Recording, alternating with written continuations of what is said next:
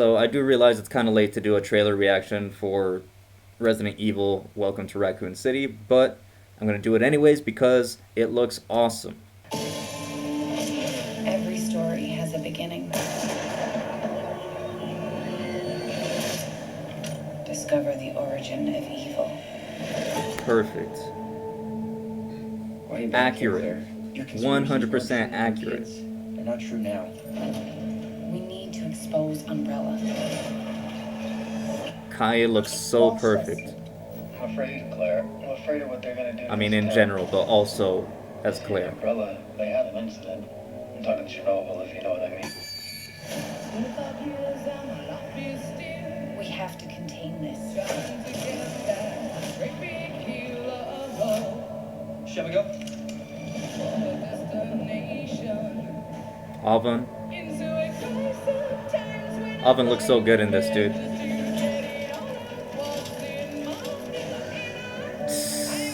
was Umbrella doing here? This is where All the your old video experiment clips comes. look so perfectly creepy. Split up. That's Wesker. They're putting in Wesker real early in this story.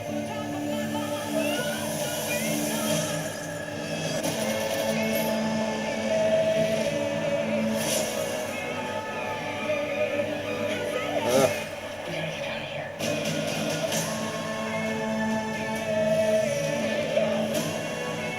Yes, zombie dogs, Resident Evil 2. Oh my god, dude.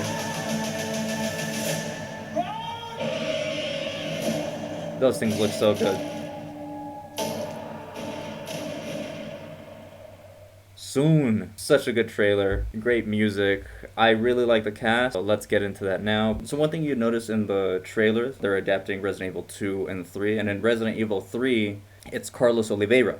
Now, Carlos is literally one of the only ethnic character in all of Resident Evil. So, I was a real fan of Carlos because, he's Latin American. He's actually probably Brazilian, considering his last name. So, at first thought, I was like, no, why don't they have Carlos in here? Come on, that's like the one guy I identify with. I identify a lot with Leon, too. Then I realized how great of a job they're doing with the adaptation of this because they're taking out Carlos to put in Chris, which makes sense because Chris continues the story through the rest of the Resident Evil series a lot more. So I understand why they did it. Not having Carlos there really causes a problem in terms of the appeal of the whole series because you want it to be a worldly cast. You want to have diversity in here, especially for a film. That's a very huge thing for film, especially right now in this time. And you should always have that considered. I always say story should always be first, 100%. But then once you have that set, you should go through your story and find opportunities for diversity. So, saying that, they're doing such a great job with casting. Casting for Resident Evil, especially, is very important. Because in the barrage of millions of zombie properties being put out in video games and TV and film, Resident Evil really stands out because of the importance that they put on those characters. I've had people ask me, is this game any good? And every time someone asks me about a Resident Evil game, they start with a character that they fell in love with. Oh, I like Leon from Resident Evil 4. I just want to get a Resident Evil game that has him in it. Or I remember Jill in Resident Evil 5. Is Jill in this game? With Resident Evil, they've always had that specific importance to the development of each of their characters throughout various games. I've always thought that that's how Resident Evil stands apart from the rest of the zombie genre.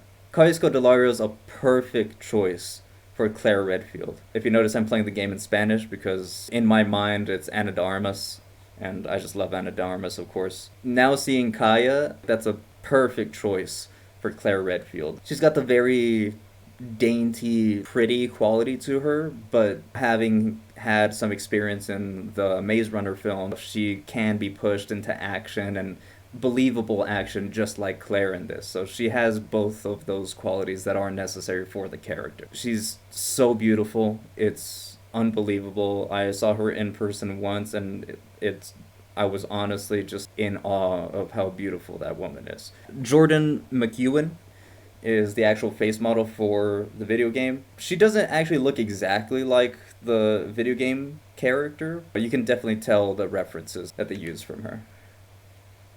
Oh shit. The casting choice for Leon Kennedy, Avanjogia is a perfect choice. Like I said, they're not using Carlos. I was a little upset at first, but when I saw what they were doing with Leon, it's a great idea. I love what they did with his hair. It kind of makes up for the aesthetics of not having Carlos there. Carlos has got the darker complexion, the more ethnic feel to him. He's got the big curly hair. So having Avan with the long wavy hair kind of makes up for the ethnic aesthetics that are missing. What's really important about Avan's casting is that he is different. They're changing him into a person of color, which I very much appreciate, having Carlos not be there. But he also still fits the role. He still fits the type of who you would cast for Leon. He's definitely got the more slender build, the more angular features to his face. So he really fits the role as well as adds to the visual aesthetic to the film. He fits the type. So another thing I wanted to mention about Avan's casting as Leon Kennedy. Bro, Avan is the handsomest dude in the fucking world right now. Are you kidding me? Listen, I'm just an ally, alright? LGBTQ, whatever, I'm just an ally. I don't go that way, but listen, man. I have to say, Avan is handsome as fuck, bro. There was a time when I thought Brenton Thwaites was like the handsomest dude in the world. We're watching a movie, and one of my friends, there was a trailer for Pirates of the Caribbean, when the last one with Brenton Thwaites, and my friend was like visibly upset at how handsome Brenton Thwaites was. He's like, that guy is way too good looking. It was like physically bothering him that Brenton Thwaites was that damn handsome. That's how I feel about Avan right now. Every time I see him on screen, I'm like, man, fucking, I have to give up. This dude is like ruining it for the rest of us. Oh my god. Jesus fuck. The casting for Jill, it's Hannah John Kamen.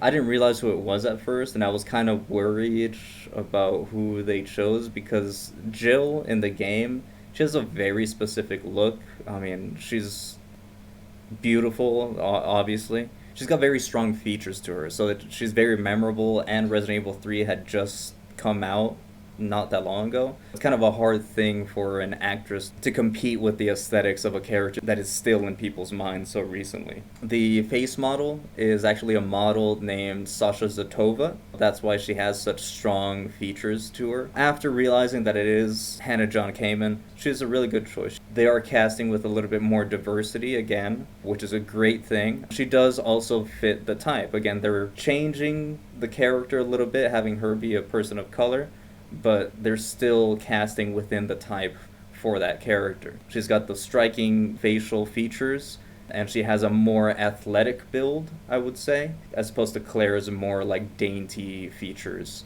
It fits the type, as well as adding diversity to the cast, so it's really good.